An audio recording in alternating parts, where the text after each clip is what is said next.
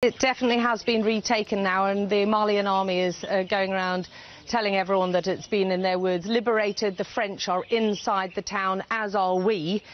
Look at the size of this bomb casing, Dermot. This is just part of the bomb that has been used by the French. There's evidence of an enormous number of airstrikes and very pinpoint precision. We saw a number of the military vehicles which had been taken out, and they were parked right next door to people's homes.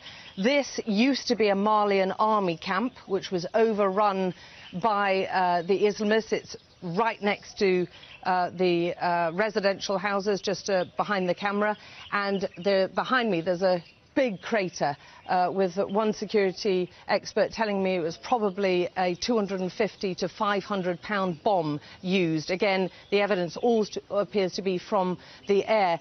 We're getting a bit more information, if you like, about just how difficult the job is here to try and rout these Islamists. They crossed over from Mauritania into this town 3 days after the French began their offensive in Mali. We're hearing from the residents of Diabaly that there is a certain number or certain section of Diabaly who actually helped the Islamists.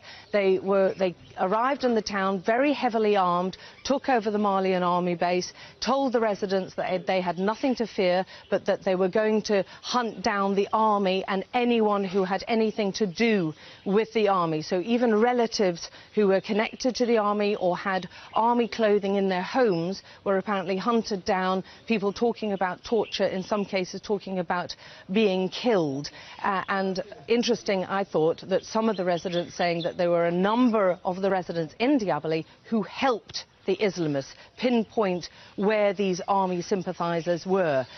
It took them a lot longer to retake this town than they originally thought. They told us on Saturday that they had retaken this town. That clearly wasn't the case, with a number of the Islamists hiding in residents' homes and then hiding in the bush around the town. I think there are definitely going to be many more battles, because at the moment they're not retaking much territory at all. It's very, very limited success. And as I say, even several days into the French offensive, we've now got 2,000 French troops on the ground in Mali, as well as a number of other West African nation troops here, several hundred of them.